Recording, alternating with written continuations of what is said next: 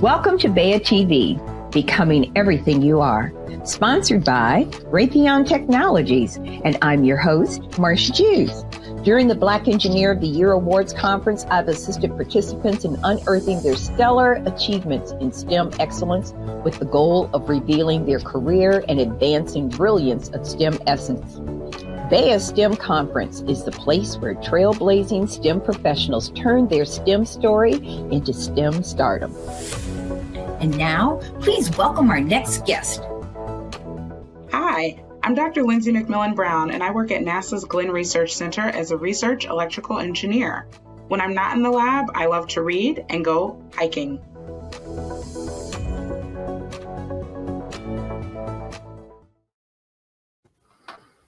Well, welcome, Dr. McMillon. How are you? McMillon-Brown. I'm well. How are you doing? Oh, I am wonderful. This has just been a full day, and it's so exciting. I'm always loving hearing people's stories and learning more about them. So, the Black Engineer of the Year Awards Conference I look forward to it every year. It is very re-energizing. Yes, it is. And so what we learned a little bit about is that you are an electrical engineer at NASA. That's so correct. Talk to us about how you got there. We know that you got your chemical engineering degree from Yale, and you've been doing all kinds of novel research with novel materials and nano-patterns. So let's talk about your degrees and how you got to where you are today. This is amazing. I love it. Oh, thank you. Yeah, I'd be happy to chat about it. So I actually studied mechanical and manufacturing engineering in college, and I went to Miami University in Ohio. And I was really interested in how things work, designing new things, being creative, creating new things. So I really enjoyed that time. While I was in undergrad, I actually started doing internships at NASA. And it was there when I was exposed to solar cells. And I loved that technology. I loved that work because it's good for the environment. It helps us to explore, outer space and conduct space exploration. So I really fell in love with that technology, and that inspired me to go to graduate school and study chemical engineering. That way I would be kind of more formally trained in the skills that I would need to design solar cells. And throughout all of my education, I kept interning with NASA and kept working towards that goal of where I am today. That is amazing. So you already had an idea of what you wanted to do. What happened to plant that seed in you? Yeah, so I from a young age, I was a tinkerer. I loved exploring nature with my dad. So we would go on hikes and I would collect and classify rocks, and we would look at animals and try to classify everything that we found. So definitely that STEM interest was there. I went to undergrad actually thinking I would study medicine. I thought I would be a medical doctor. But as I was going through classes, I was really drawn to the design portion of engineering. So they kind of plucked me off the pre-med track right into engineering. And then internships was what really helped me find my passion. And that's how I learned that besides being an engineer, I could be a researcher. So definitely the exposure that I got at NASA and various internships helped me become a researcher. But you had to be inquisitive in order to do all of that and go through all those different maturations or something, in order to figure out your way. You just tested it out. You wanted to see what it could do, or yeah. And I'm glad that you said inquisitive, because I did ask a lot of people, because you go through engineering classes because you're interested in the subject matter, but you still don't really have a firm idea of what it means in practice. What do you do every day? So I was asking people, what's your job like? What do you do? What's it like at Johnson & Johnson? What's it like at Chrysler? What do they do at NASA? Trying to find the best fit for me. Mm-hmm. And so through this process, the fit for you was what? The fit for me was research. I love exploring new things and discovering new things. And my favorite part about being a researcher is it enables me to be creative. I'm a really creative person. I like art. I like nature. And I think research kind of unlocks my brain such that I can weave in my other interests into my STEM interests. So I love that freedom to kind of flow with my ideas. I call it letting my brain breathe. I like that. It feels good. And sometimes you just have to, because there's so much, and how do you segregate all that data that you've put in so that you can piece together the action, Yeah, the strategy, the plan. But it absolutely. finds a place. There are these little, I call them little, my place for my brain. They're little pockets in your brain where all these little ideas and concepts are stored, and you have to pull these little envelopes out or whatever they are, Yeah. right, to get to that data that you warehoused for 6 months, and then all of a sudden it comes back to you. Oh, wait a minute, I thought about that. And we're there, right? Yes. Yeah.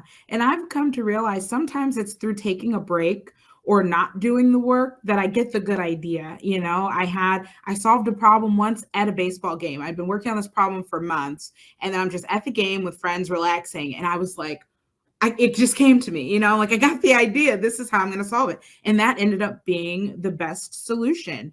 And I feel like you need to let your brain breathe, and then you get those ideas. You really do. And I'm so glad that you appreciate that. Yeah. Because when I've said that to several people, wait, I'll call you back. I need my brain. I gotta let my brain breathe for a minute. And some people are like, wait, what? Let your brain breathe. They can't they can't get to where I am. It works. It Yeah, really works. And, it does. and you allow that all that other white noise, all that other stuff that's happening, it just dissipates. Yeah. And I can then come out with whatever it is that I'm searching for. And sometimes it doesn't happen on the same day. Sometimes it just spins and it just bubbles up. Yeah. And we need to give ourselves grace and patience. We're not machines. We don't work all the time, churning out. And innovation is difficult. You're doing something no one has yet to do. I always say we're laying the bricks on the path as we walk down the path. Right. So you have to be patient sometimes. It Mhm. takes a little bit extra time. Mhm. So, in looking at the next 5 years, where are you? What are you going to be doing? Yeah. So in the next 5 years, I hope to really build a research enterprise. I want to be, conducting impactful research and readying technology for NASA's Artemis mission, because we're returning to the moon. And we have the goal to send the first woman and the first person of color to the moon. And we're readying technology to go to the moon and learn from that experience such that we can then send people to Mars. So I'm so excited to be developing ways that to power this mission. They're going to need electricity when they're there to sustain life, to support exploration, to get them there safely. So I am really looking forward to all the contributions I can make to that mission. So, when you were a little girl and you weren't you were off your tricycle and you were in that little middle thing with the training wheels, right? And you're riding down the street. Did you see yourself at NASA? Were you looking at the stars or the moon or the sun? How did you get to this place where NASA was the place that you found your heart? Yeah, I will say I didn't see myself at NASA then, but I did not have limitations on myself. And I owe that entirely to my parents. They were supportive and nurtured all interests that I had.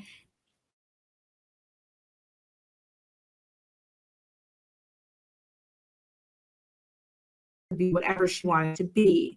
And I think that was a tremendous place to be, because it didn't occur to me, oh, that might be difficult for me as a woman. I don't know if that's a thing. Because all of my interests were nurtured, and I was really kind of gassed up at home, so to speak. But when I was really little, younger, I started to think, I'll be a surgeon. I'll be a surgeon one day. But I also really loved cars. So I used to draw and design cars or build, paper and wood models of airplanes and try to get them to fly. So always building.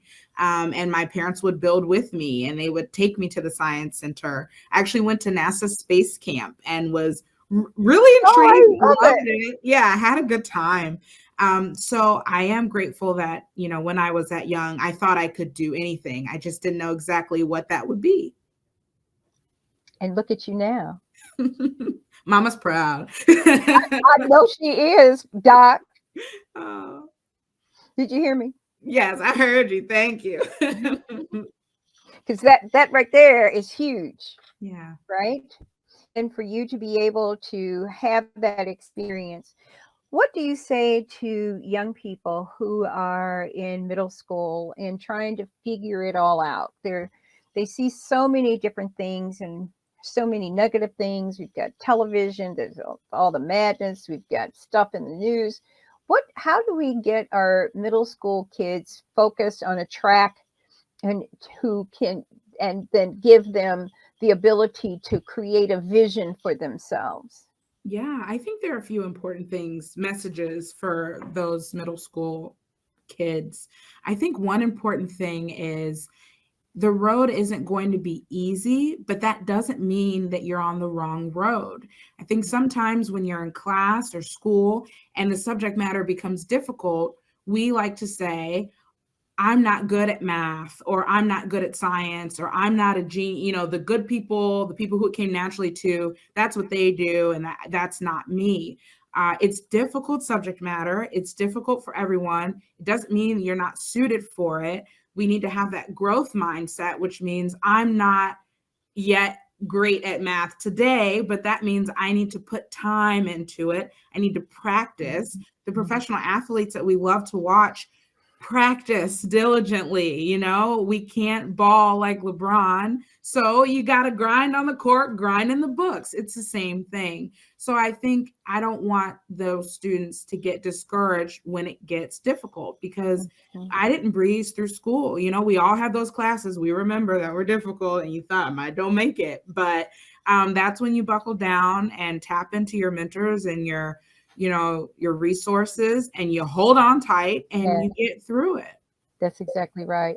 And you do. And you have to surround yourself with people who not only look like you, but have the same mindset or similar mindsets. Yes. That aren't going in opposite of what you're doing. Yeah. It helps to have that momentum and support and encouragement. And almost like helpmates, but how you can have helpmates and friends, Yes. And that really got me through grad school. I was fortunate to fall into a cohort of people, and we picked each other up. And at sometimes I was being dragged, and at other times I was dragging them, but we all made it to the finish line. And yeah, the power of community is really big. And not only is the power of community, let's add on that we're looking at similar missions. Yeah. Because it's about the mission. What is your mission? Absolutely. And that mission is going to take you being unwavering on that mission is going to take you where you want to go. And too often we forget the mission. Yes. Yeah, you're preaching. You are so right. We forget the mission. We get all of a sudden all that, because when you know you're on a mission, all of a sudden there are all these distractions. And here's something here. Yes. Oh, wait a minute. Oh, wait, here's something else. Oh, wait a minute. Here, wait. This is bigger. This, and we keep going, right? Yes. It just keeps coming and coming and coming, the madness. And we have to be able to separate that in order for us to be the best that we can be and all that we're supposed to be. I'm really glad you mentioned that, because even now as a professional, I've had to refine and focus on my mission, because there's so many calls on your time and they're all worthy and good and interesting and exciting, but you can spread yourself really thin and you need to leave time for health and wellness and rest and family.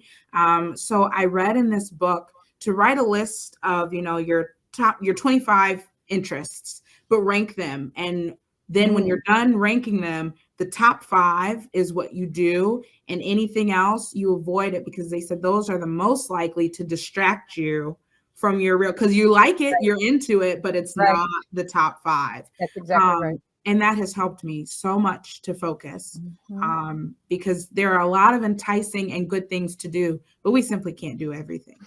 But there's an old saying 100 years ago, and I hope I get it right, but don't judge me by my mouth, but by my heart.